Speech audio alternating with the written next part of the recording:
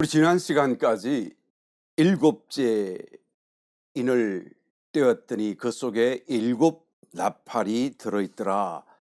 그 일곱 나팔 중에서 첫째부터 넷째 나팔까지 살펴보았습니다.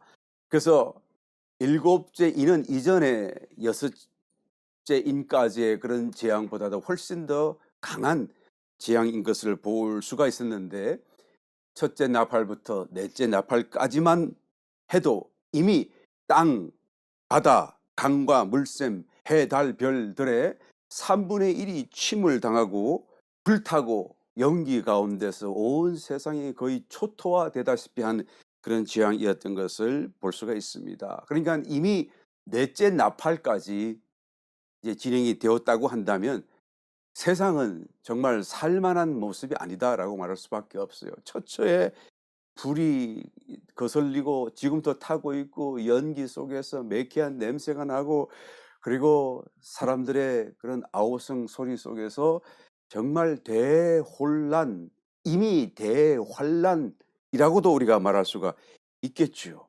그런데 오늘 이제 본문 계시록 9장서부터 진짜 대환란으로 들어가게 되는 것을 말씀해 주고 있습니다.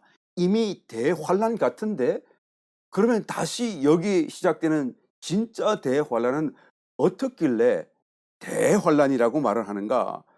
우리가 지난 시간 계시록 8장 13절 말씀을 찾아보게 되니, 내가 또 보고 들으니 공중에 날아가는 독수리가 큰 소리로 이르되 땅에 거하는 자들에게 화가 있으리로다. 이 외에도 새 천사의 불 나팔 소리를 인함이로다. 그러니까 앞에도 어마어마한 환란이었지만 이제부터 남아있는 다섯째, 여섯째, 일곱째 나팔 소리로 인해서 일어날 이 세상의 재앙은 정말로 오가 되는 거예요. 이 독수리가 공중에 날아다니면서 사람의 말을 하는 것이죠. 초자연적인 하나의 어떤 경고, 또 하나님의 어떤 그런 역사를 말씀해 주고 있는 것을 보게 됩니다. 그래서 이 다섯째 나팔서부터는 정말로 환란과 대환란이 구별되는 거예요. 어떻게 되는지 한번 살펴보겠습니다. 1절 봉독한 말씀. 다섯째 천사가 나팔을 불매 내가 보니 하늘에서 땅에 떨어진 별 하나가 있는데 저가 무저갱의 열쇠를 받았더라. 저가 무저갱을 여니 그 구멍에서 큰 풀무에 연기 같은 연기가 올라오매 해와 공기가 그 구멍의 연기로 인하여 어두워지며 또 황충이 연기 가운데로부터 땅 위에 나오매 저희가 땅에 있는 전갈의 권세와 같은 권세를 받았더라 라고 말을 하고 있는 것입니다. 그러니까 대환란과 그냥 이전까지의 환란의 차이점이 무엇입니까? 라고 묻는다고 한다면 바로 독수리들이 말했던 경고했던 것처럼 화라고 하는 이 세 가지, 남아있는 세 가지 재앙이 매우 크고 놀랍고 심각하다라는 그 사실에도 있고, 또 한 가지 사실은 무엇입니까? 이전까지의 재앙들은 그저 주변 환경적인 재앙이었던 거예요. 이제 다섯째 나팔부터 시작되는 환란, 대환란은 직접적으로 사람들에게 상해를 가하게 되는 그런 차이가 일어나게 되는 것입니다. 물론 그전에도 그런 환경적인 재앙 속에서 많은 사람들이 죽어졌죠. 그렇지만 직접 사람을 겨냥한 그런 재앙은 아니었다고 한다면, 이제 다섯째 나팔부터 대환란이 시작되는 이 시점부터는 직접적으로 사람을 겨냥해서 죽이는 이런 사건들이 일어나게 된다라는 것입니다. 이런 점에 있어서 대환란과 이전의 환란이 차이가 확연하게 나게 된다라는 것입니다. 하늘에서 땅에 떨어진 별 하나로 시작하죠. 이 별은 천사를 상징하고 있다는 것을 성경이 곳곳에서 말씀해 주고 있습니다. 여기에서 떨어진 별, 하늘에서 떨어진 이 별은 사탄입니다. 이 벽용, 이 사태에 대해서 실제적인 상황 설명은 나중에 요한계시록 12장에서 좀 더 자세하게 나타나고 있습니다. 그때 다시 한번 더 살펴보기로 하고요. 여기서 땅에 떨어진 별 하나, 사탄이 떨어졌어요. 뭘 합니까? 무저갱으로 가서 무저갱을 여는 거예요. 이 무저갱이라고 하는 말은 무저갱이라는 게 저 바닥이 없는, bottomless, 그죠? 무저, 바닥이 없는, 끝이 없이 떨어지고 떨어져도 계속 떨어지는 그런 무저갱, 갱도라는 뜻이죠. 터널이다 그 말이고, 사실은 암흑 속에서의 감옥이죠. 영적인 감옥이 되는 거예요. 이것이 어디에 있습니까? 성경은 땅 아래, 우리가 지금 살고 있는 이 지상 땅 아래에 있다라는 얘기예요. 그러니까 땅 아래로 가면 끝으로 내려가면 갈수록 나중에 어떻게 저쪽으로 나오게 되든지 어떤 끝이 분명히 있을 것 같은데, 그런데 무저갱이라고 하는 말을 통해서 볼 적에 이 무저갱은 물리적인 그런 어떤 갱도, 감옥을 얘기하는 것이 아니라 아마 이 3차원을 넘어서는 4차원의 초자연적인 세계 속에서의 어떤 상태라는 것을 우리가 짐작해 볼 수가 있습니다. 그러나 그럼에도 불구하고 그의 위치가 어디냐라고 했을 적에는 땅 아래다라고 말할 수가 있다라는 것이죠. 그 입구가 어디에 있습니까? 바다인데요. 계시록 13장에 가서 보게 되게 되면 저 그리스도가 거기서 올라오죠. 바다에서 올라오죠. 이 바다인데 어느 바다일까요? 지중해일 것입니다. 예, 땅의 중심 바다, 땅의 중심에 있는 바다. 근데 우리가 왜 그게 중심인지는 정확히 이해를 못하겠습니다만, 여하튼 이름이 그렇게 새겨지고, 또 그곳이 바로 하나님의 그런 역사의 중심, 이스라엘과 성전이 있는 곳의 바다이기 때문에 지중해임에 틀림없다라고 말할 수가 있겠죠. 그것은 땅 속에 무저갱이 있는데, 그 무저갱이 이제는 이 지상으로 연결될 때는 지중해 바다를 통해서 거기가 바로 입구다, 올라온다라는 것을 우리가 알 수가 있죠. 그것이 열려졌더니 연기가 올라왔어요. 거기 입구로부터. 본래는 열려지지 않으면 연기가 나올 수가 없겠죠. 연기가 올라왔다고 묘사하고 있습니다. 사탄이 하늘에서 땅에 떨어진 뒤에 무저갱을 열었더니 거기로부터 연기가 올라왔어요. 예, 그 연기가 마치 풀무불 속에 나오는 연기처럼 사람들의 눈에 보이더라는 것이죠. 본래는 차원이 다른 감옥이고 차원이 다른 영역인데 웬일인지 무저갱 열쇠를 가지고 열고 나니까 연기가 나오는데, 그 연기가 나와서 공기가 어두워지고 해가 가리워지게 되더라라는 것이죠. 정말 신비한 어떤 현상이 일어나기 시작하는 것이죠. 본래는 초자연적인 초월적인 차원인데, 영적 세계의 그런 어떤 현상인데, 그것이 이제는 우리 물리적인 세상, 3차원의 세상, 우리의 눈으로도 보이고 우리의 그냥 귀로도 들리는 이런 어떤, 그래서 드러나게 되었다라는 것을 지금 기록해주고 있는 것입니다. 본래는 그것이 병존, 공존해도 눈에 안 보이고 손에 안 잡히는 것이 정상이잖아요. 그런데 무저갱 열쇠를 열고 연기가 올라오는데 그때는 그 연기가 보이고 해도 어두워지고 막 이런 사태가 벌어진다라는 것이죠. 우리의 정신, 우리의 마음, 우리의 생각, 그건 우리가 하는 것인데 사실 우리의 육체로 알아볼 수 없는 거잖아요. 우리의 생각을 우리의 육체로 만질 수가 있나요? 눈으로 볼 수가 있나요? 없는데도 불구하고 여하튼 내가 생각하는 그 생각이, 정신, 마음이 나의 육체와 연결되는 것을 우리가 간증할 수 있죠. 뭘로 연결됩니까? 우리의 뇌, 브레인을 통해서 연결되는 것이에요. 정말 이해할 수 없습니다. 신비해요. 어떻게 이 초월적인 차원이 다른 정신세계가 이 3차원인 물리적인 육체와 연결되고 또 그것이 서로 인지가 될 수 있는 것인가, 우리가 정말 이해할 수 없고 설명할 수 없겠지만 여하튼 연결되고 있습니다. 마찬가지로 영적 세계가 이제는 분리되어 있고 연결될 수 없는 것 같아 보일지라도 어느 순간 하나님이 그것을 열어주시면 이처럼 눈에도 보이고 이제는 만질 수 있는 물리적인 세계와도 연결되는 그런 하나의 상황이 전개된다라는 것을 볼 수가 있죠. 여하튼 무저갱이 열리고 나니까 그 무저갱에서 연기가 나는 것이 이제 보이기 시작하는 거예요. 그것뿐만이 아닙니다. 황충이 또 나타났어요. 3절, 또 황충이 연기 가운데로부터 땅 위에 나오며, 어디서 나오는 것이죠? 무저갱에서부터 있던 거예요. 거기서 살던 하나의 어떤 생물이었는데 나왔어요. 저희가 땅에 있는 전갈의 권세와 같은 권세를 받았더라. 이건 본래 땅에 있는 그런 생물체가 아니니까 어떻게 합니까? 땅에 있는 생명체와 비교해서 설명할 수밖에 없는데, 전갈, 땅에 있는 전갈과 같은 권세를 받았다라는 얘기를 하는 거예요. 사절 저에게 이르시되 땅에 풀이나 푸른 것이나 각종 수목은 해하지 말고 오직 이마에 하나님의 인 맞지 아니한 사람들만 해하라 하시더라. 그러나 그들을 죽이지는 못하게 하시고 5달 동안 괴롭게만 하게 하시는데 그 괴롭게 함은 전갈이 사람을 쏠 때에 괴롭게 함과 같더라. 그날에는 사람들이 죽기를 구하여도 얻지 못하고 죽고 싶으나 죽음이 저희를 피하리로다. 그러니까 죽지는 않아요. 쏘여도 물려도. 그런데 그 고통이 얼마나 심각하고 아픈지 차라리 죽었으면 좋겠다라고 죽기를 자원하지만 죽음이 피해간다라는 거예요. 죽지 않는다는 얘기. 그러니까 더 고통스럽겠죠. 네. 이 황충들에게서 보호받는 특별한 일단의 무리가 있습니다.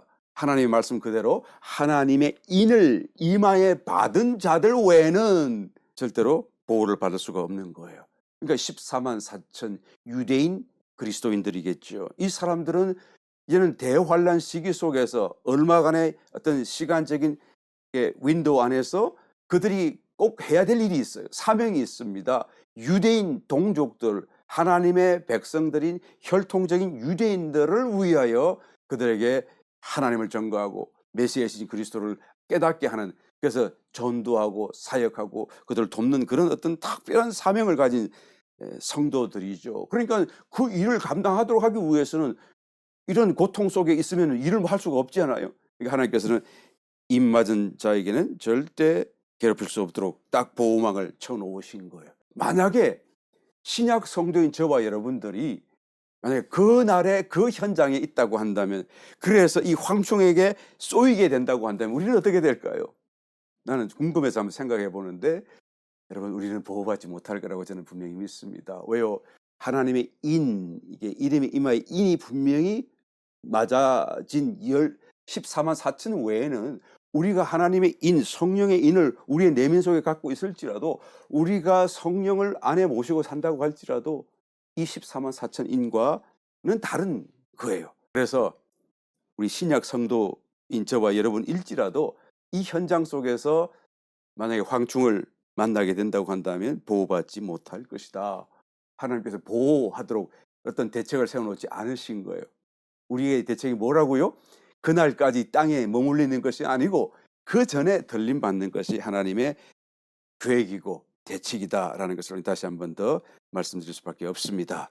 그래서 이 14만 4천인들이 이 황충의 재앙 속에서도 보호를 받고 그들의 맡은 사명을 위해서 열심히 유대인 동족들을 위하여 하나님 말씀을 전가하게 될 것입니다. 그럴 때 유대인들이 이제는 여호와 신앙을 이제 크게 회복하게 될 것입니다. 그리고 그리스도가 자기들이 십자가에 못 박여 죽이신 그 그리스도께서 바로 그들이 기다리던 메시아이신 것을 점점 더 알아가게 되는 것이죠. 그래서 환란이 끝날 때에 이제는 하나님의 영광을 가지고 천사들과 함께 지상 강림하시는 그리스도를 그들이 보고 그때 알아보는 거예요. 우리가 죽인 그분이시구나라고 그것을 깨닫고 통곡하고 회개하고, 그리고 온 유대인들이 그냥 거국적으로 큰 회개를 하게 되는 사태가 스가랴서 12장에서 기록되고 있습니다. 바로 이런 사태가 벌어지게 되는 것이죠. 여기서 우리는 한 가지 질문할 수밖에 없습니다. 왜 하나님은 사단에게 그 무저갱 열쇠를 주시는가?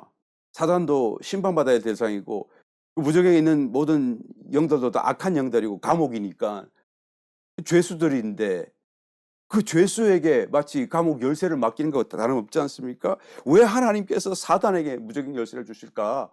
차라리 선한 천사에게 심부름 시키시면 될 것 같은데, 여러분, 하나님의 경륜 속에서 하나님께서는 얼마든지 사단을 사용하신 것을 우리는 얼마든지 찾아볼 수가 있습니다. 하나님은 선한 천사의 하나님이시기도 하지만 사단에게도 하나님이신 것을 우리는 말할 수밖에 없어요. 사단도 하나님의 도구로 얼마든지 사용할 수가 있는 것이죠. 이스라엘을 훈련하기 위해서 바로 애굽을 사용하신 것처럼 가나안 땅에 들어간 뒤에는 그 원주민인 미디안들과 블레셋 또 주변 이방인들을 사용하신 것처럼, 또 나중에는 우상 숭배 속에 빠져 있는 이스라엘을 징계하시고자, 경책하시고자 아수르와 바벨론을 그냥 도구로 사용하신 것을 보게 되지 않습니까? 이와 같이 얼마든지 원수 국가와 또 원수들을 통해서 하나님의 통치를 이루어가기도 하시는 것을 찾아볼 수가 있습니다. 그 뒤에는 언제나 사단이 그 뒷배경으로 있죠. 대환란이 시작되면서 이제는 좀 달라져요. 일단 국면이 좀 달라지는 것입니다. 사단은 더 이상 역사의 뒷배경으로서 또 이런 모든 원수의 뒷배경으로서 역사하는 것이 아니라 이제는 직접 자기의 본색을 드러내고 나타나서 자기 손으로 자기 졸개들을 부리면서 악령과 귀신들을 부리면서 하나님을 대적하고 하나님의 지으신 세상과 어떤 나라를 파괴하려고 하는, 정말 하나님을 대적해서 이제는 자기의 모든 감추어졌던 정체와 본색을 드러내고서 이제는 역사하기 시작한다는 것을 보게 되는 것이죠. 아무리 그래도 사단과 하나님과의 싸움이라는 말 자체가 어울리지가 않습니다. 사단은 하나님께 속했고 하나님께서 사용하신 도구일 뿐이죠. 하나님의 때에 그를 심판하실 것입니다. 요한계시록 20장 1절 이하의 말씀, 또 내가 보매 천사가 무저갱 열쇠와 큰 쇠사슬을 그 손에 가지고 하늘로서 내려와서 용을 잡으니 곧 옛뱀이요 마귀요 사단이라. 그러니까 사단을 잡았으니까 이 천사는 선한 천사겠죠. 하나님의 그런 어떤 심부름 천사겠죠. 그 선한 천사가 뭘 쥐고 있습니까? 무주갱 열쇠를 그 손에 쥐고 있어요. 그러니까 다시 주었다가 이제는 하나님께서 다시 그것을 돌려받으시는 것이죠. 그리고는 오히려 용을 사로잡고 결박하고 무저갱에 던져서 잠그고 그 위에 임봉해서 천년이 차도록 다시는 만국을 미혹하지 못하게 하였다가 그 후에는 반드시 잠깐 노예게 하신다라는 말씀하는 것이죠. 그러므로 무저갱 열쇠도 사탄도 만물도 모든 것이 하나님 손에 있다라는 것을 여전히 여기서 증거해주고 있는 것을 보게 되는 것입니다. 다섯째 나팔과 함께 대환란이 시작되게 되는데, 영적인 세계 속에서는 사단이 공중에서 땅으로 내어 쫓기는 것이죠. 그리고 무저갱을 이제 열쇠를 가지고 열게 되고, 이게 이제는 영적인 세계 속에 일어나는 것인데 우리는 눈으로는 볼 수가 없겠죠. 불가시적인 어떤 사건이 일어나는 것입니다. 그런데 볼 수 있는 사건도 있어요. 바로 이 사건을 통해서 대환란이 시작된다는 것을 우리는 분명히 말할 수 있는 어떤 한 가지 사건이 있습니다. 그것이 무엇입니까? 이제는 하늘에서 떨어진 사단이 이제는 적 그리스도, 땅에 있는 사람인 적 그리스도에게 빙의되듯 그냥 그의 영 안에 들어가서 그를 점령해 가지고 어떻게 합니까? 자기를 그냥 대신해서 이제는 하나님의 거룩한 성전 지성소에 들어가게 하고, 그리고는 거기서 하나님의 그런 것을 다 지워버리고 자기가 하나님이다라고 하는, 그래서 우상을 세우게 만들게 되죠. 이것은 가시적인 어떤 사건입니다. 모든 사람들이 다 눈으로 볼 수 있고 뉴스 미디어를 통해서 온 세상 가운데 다 그것이 이렇게 전달될 것입니다. 바로 하늘을, 영적인 세계 속에는 사단이 내어 쫓겨 땅에 떨어지고 또 그냥 적그리 속에 들어가고 이런 사건이 벌어지는 것으로 인하여서 대환란이 시작되는 것인데, 그 사건과 더불어 땅에서 동시적으로 일어나는 일이 뭡니까? 무저갱이 열렸겠죠. 그리고 다시 이제는 지성소의 우상으로서 사단 숭배가 시작되는 이런 사태가 벌어지는 것입니다. 그러므로 예수님께서 마태복음 24장 15절 이하에서 이렇게 경고의 말씀을 합니다. 그러므로 너희가 선지자 다니엘의 말한 바 멸망에 가정한 것이 거룩한 곳에 선 것을 보거든. 지성소에 멸망에 가정한 것, 즉 그리스도가 이제는 사단에게 빙의되어서 우상으로 서게 되게 되면, 그런 말씀이에요. 읽는 자는 깨달을진저 그때에 유대에 있는 자들은 산으로 도망할지어다. 그때에 바로 대환란이 시작된다는 것을 말하는 거예요. 지붕 위에 있는 자는 집 안에 있는 물건을 가질러 내려가지 말며 밭에 있는 자는 겉옷을 가질러 뒤로 돌이키지 말지어다.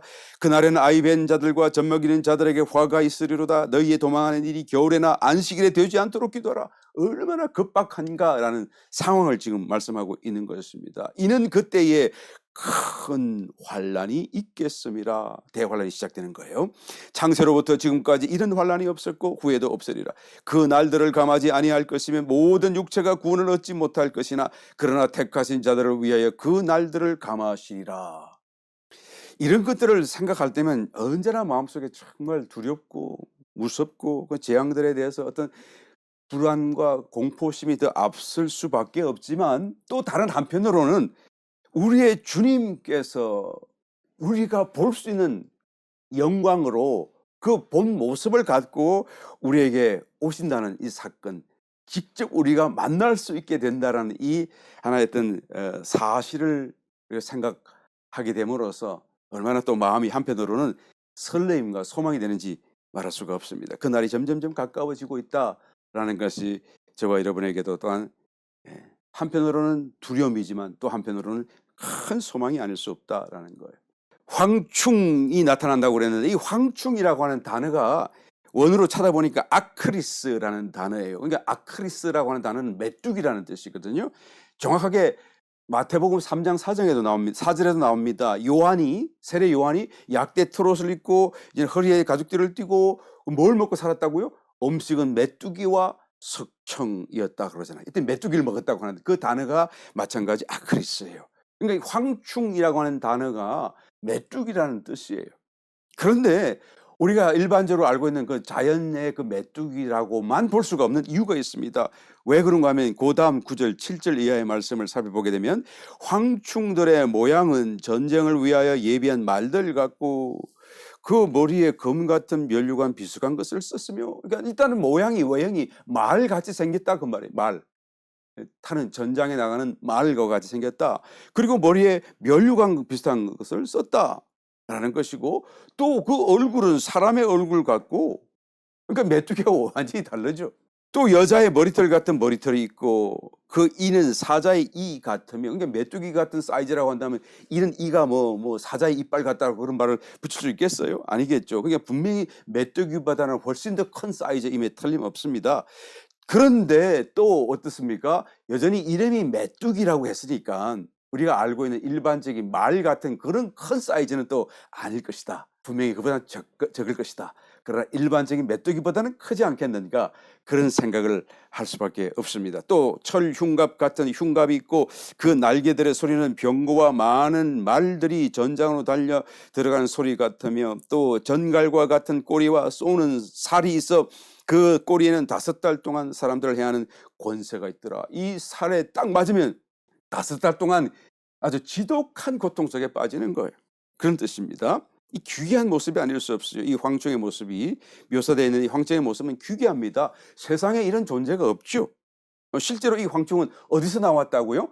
무적에서 올라왔으니까. 그래서 전갈, 땅에 사는 짐승과 비교했을 때 뭐 생물체와 비교했을 때 전갈과 같다, 그런 말까지도 할 수밖에 없으니까요. 여하튼 땅에 있는 것이 아니죠. 세상에 있는 존재가 아닙니다.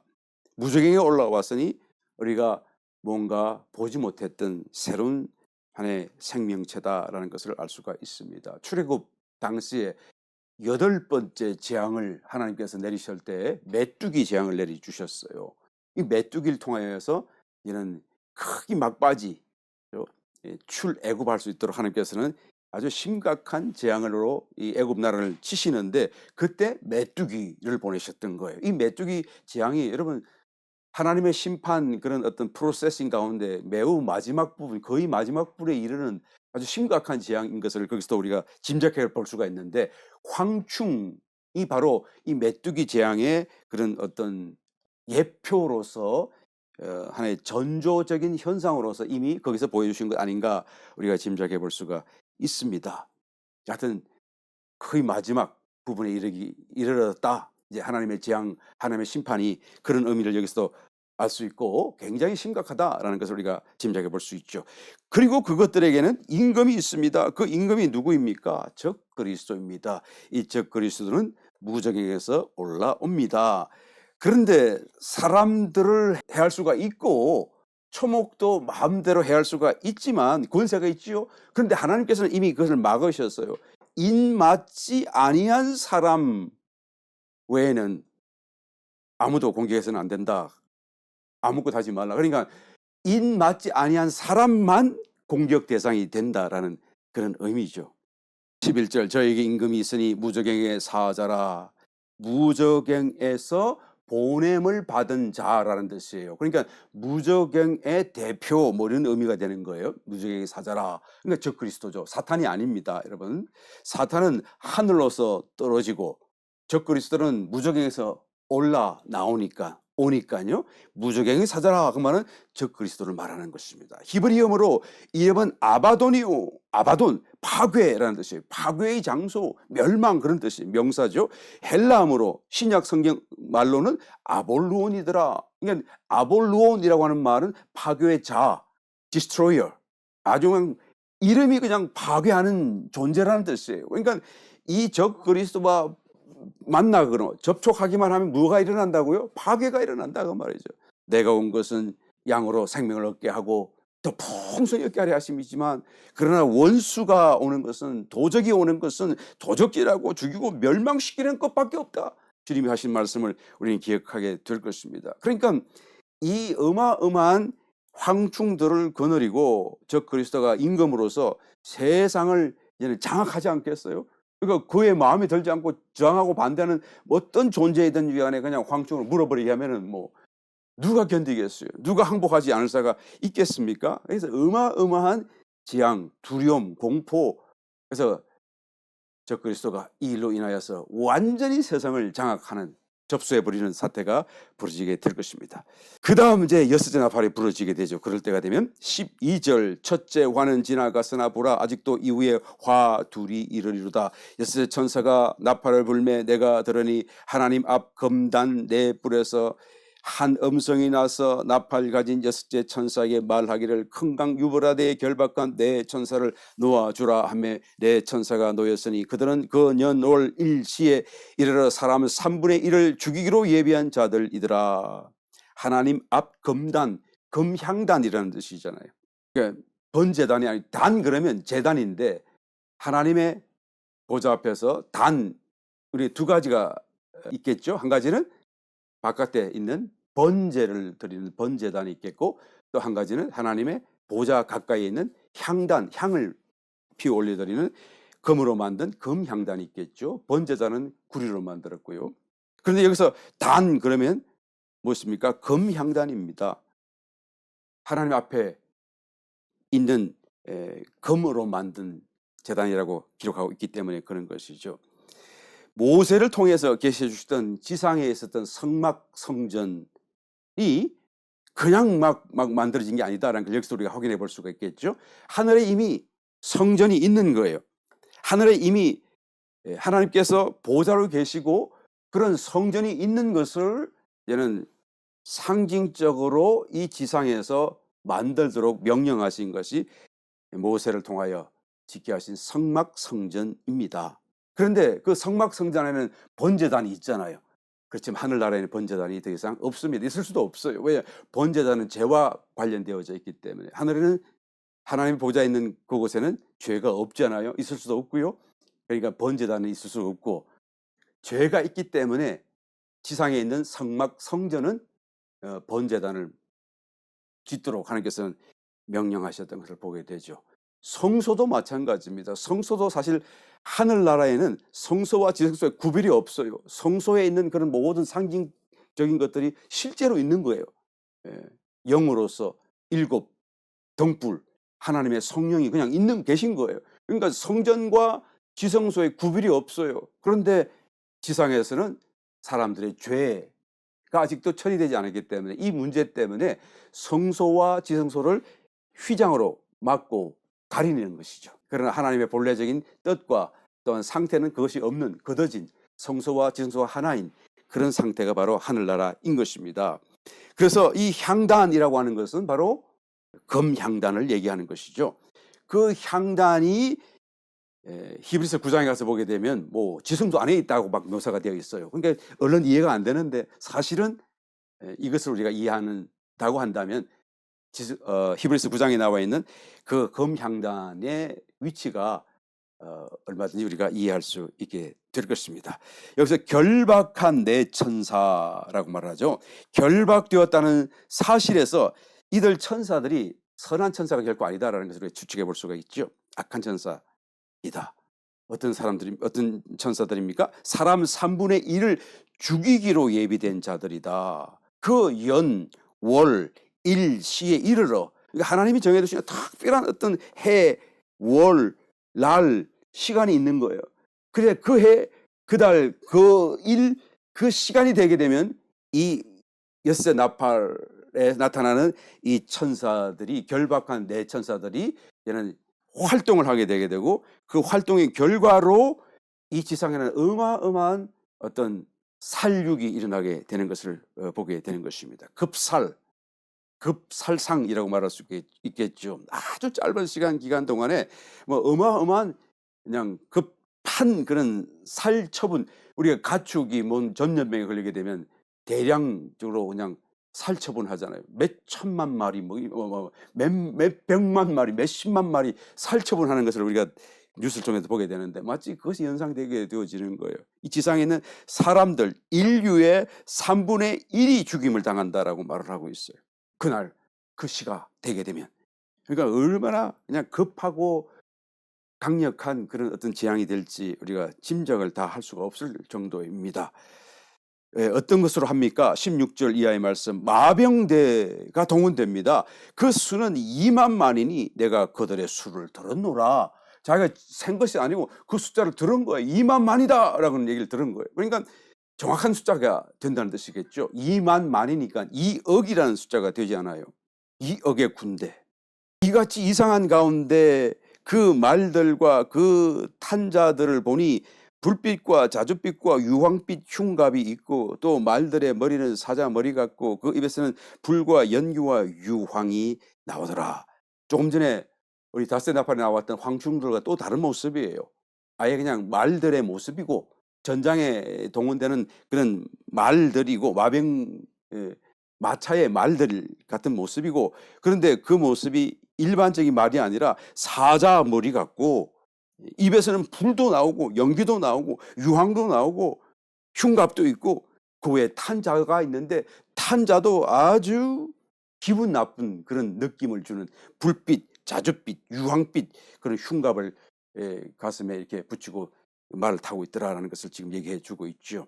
이 새 재앙 곧 저희 입에서 나오는 불과 연기와 유황을 인하여 사람 3분의 1이 죽임을 당하니라. 이 말들의 힘은 그 입과 그 꼬리에 있으니 그 꼬리는 뱀 같고 또 꼬리에 머리가 있어 이것으로 해하더라.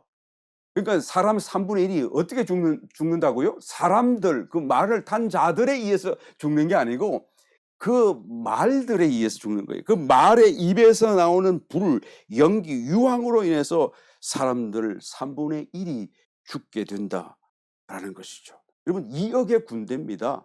2억의 군대, 마병대, 어마어마한 숫자예요. 네. 초자연적인 그런 상황을 지금 묘사하고 있는 것입니다.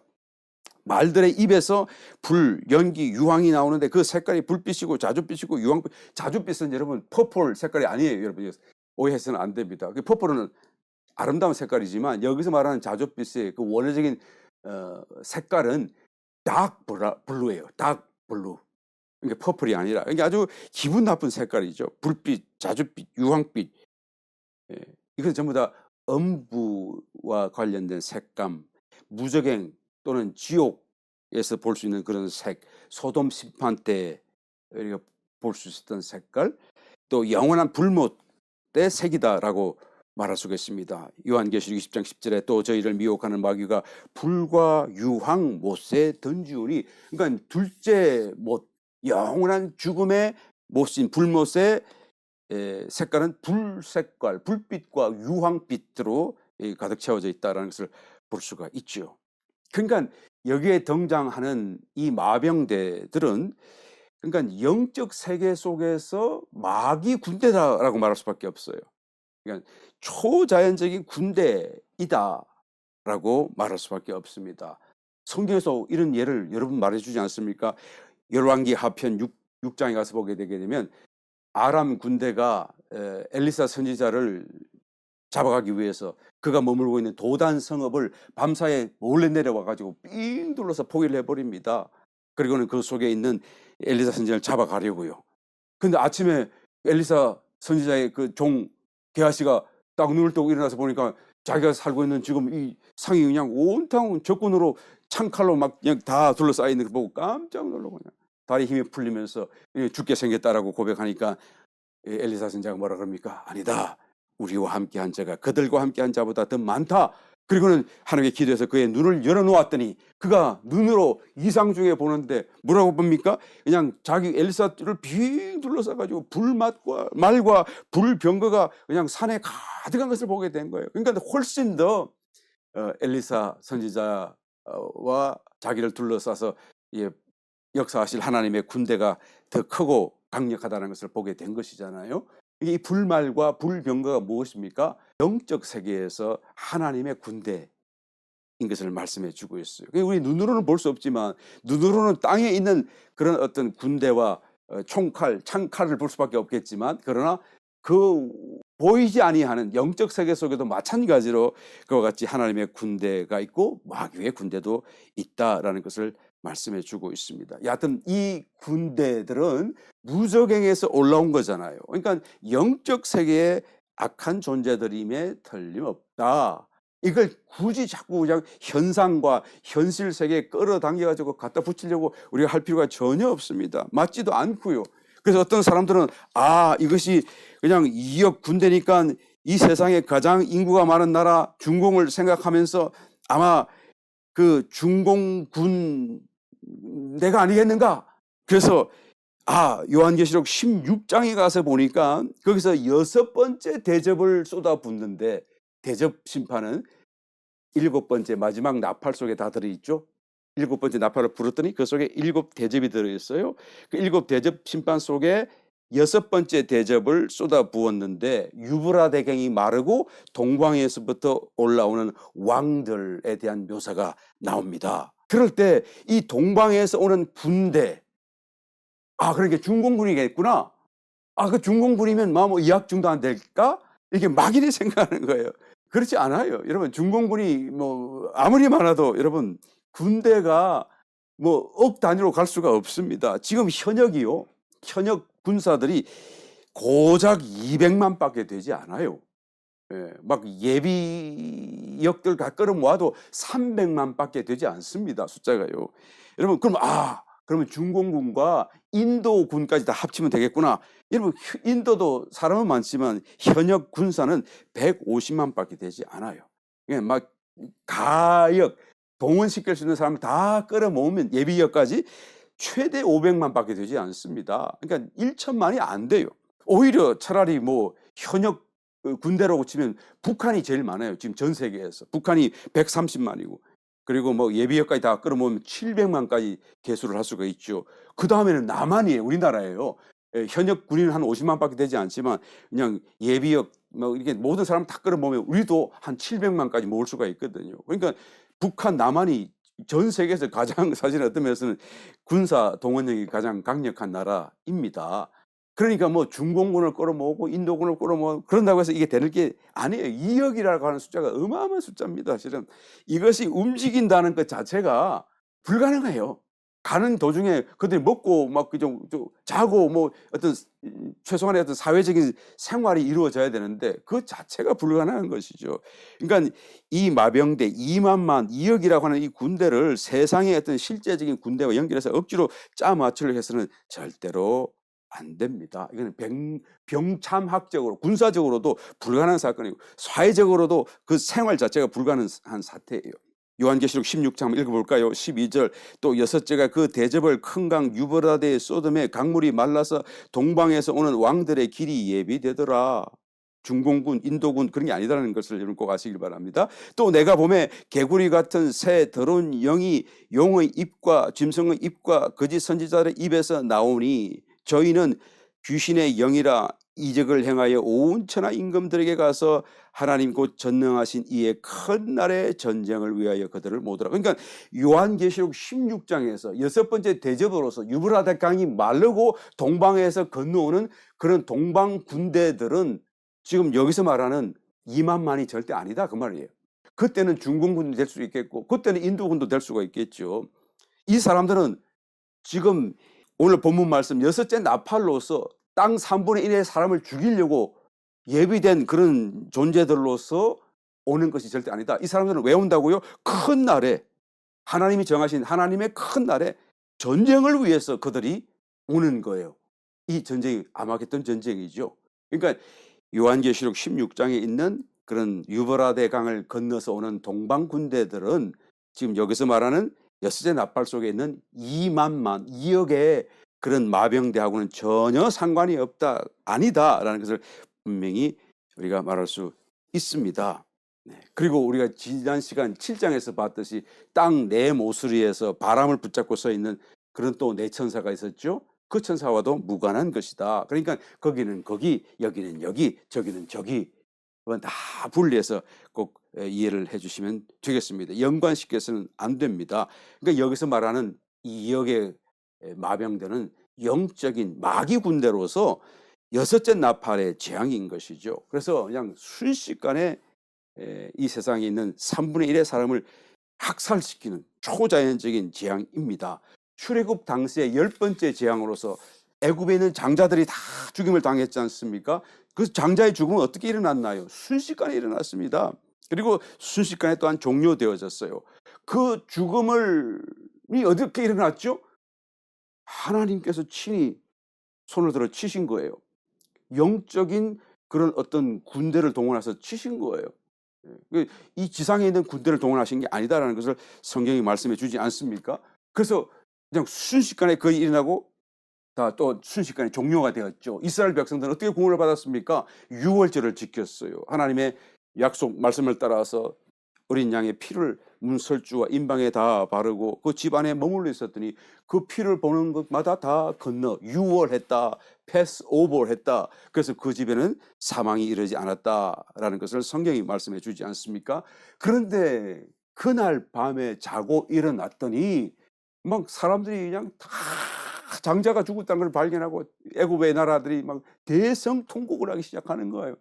출애굽기 11장 4절로 한번 읽어보겠습니다. 모세가 바로에게 이르되 여호와께서 이같이 말씀하시기를 밤중에 내가 애굽 가운데로 들어가리니 애굽 가운데 처음 난 것은 위에 앉은 바로의 장자로부터 맷돌 뒤에 있는 여종의 장자까지와 또 모든 생축에 처음 난 것이 죽을지라 애굽 전국에 전무후무한 큰 곡성이 있으리라.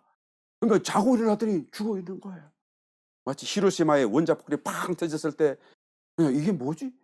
뭐 미군 비행기가 3대 정도 왔다 가더니 그만 뻥 하고 터졌는데 이게 뭔지도 모르고 어마어마한 도시전체가 날아가고 어마어마한 그런 사태가 벌어진 것을 나중에 알고 또 정말 시간이 지난 뒤에야 그 원자 폭탄이라는 것을 이제는 겨우 들어서 알게 되는 그런 어떤 사태였었잖아요. 마찬가지로 애굽 땅에 그와 같은 장자의 죽음도 그와 같은 사태, 자고 일어났더니 죽어 있는 거예요. 그건 전부 이 집에서도 울고 저 집에서도 울고 다 죽임을 당했기 때문에 전국적으로 전무후무한 큰 곡성이 일어나게 되었다라는 것이죠. 이거 사람 3분의 1이 마찬가지로 이 여섯째 나팔 속에서 사람 3분의 1이 어떻게 되니까 한날 한시에 죽임을 당하니까요. 모든 가정에 최소 1명 이상 죽임을 당한다라고 우리가 추산해 볼 수 있지 않겠어요? 14만 4천인 가정만 빼고 다 죽는 거예요. 그러니까 출애굽 당시의 장자 심판의 상황이 오히려 그보다 더 심각한 상황이 재현되는 것이다. 그래서 전국 전 세계적으로 큰 곡성이 일어나게 될 것이다라는 것을 우리가 짐작해 볼 수가 있습니다. 정말로 여러분 이 대환란은 상상을 초월하는 재앙입니다.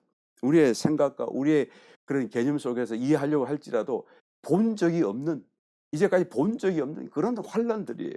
그러니까 하나하나에 그냥 전부 우리가 까무라칠 정도로 힘들고 고통스러운 환란이 아닐 수가 없습니다. 그런데 어떻게 됩니까? 20절 이 재앙에 죽지 않고 남은 사람들은 그 손으로 행하는 일을 회개치 아니하고, 자기 손으로 행하는 일이 뭐죠? 우상을 만드는 거예요.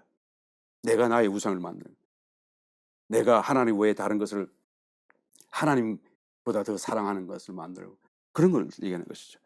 오히려 여러 귀신과 또는 보거나 듣거나 다니거나 하지 못하는 금, 은, 동과 목석의 우상에게 절하고 또 그 살인과 복술과 음행과 도적질을 회개치 아니한다. 정말 기가 막힌 사건 아닙니까? 이 어마어마한 정말 기절초풍할 그런 사태를 당하고도 대단한 것입니다. 5째 인을 뗐을 때 제단 아래에 있던 순교자들이 하나님께 탄원하지 않았어요. 우리의 피를 언제까지 주님 신원해 주지 않겠습니까?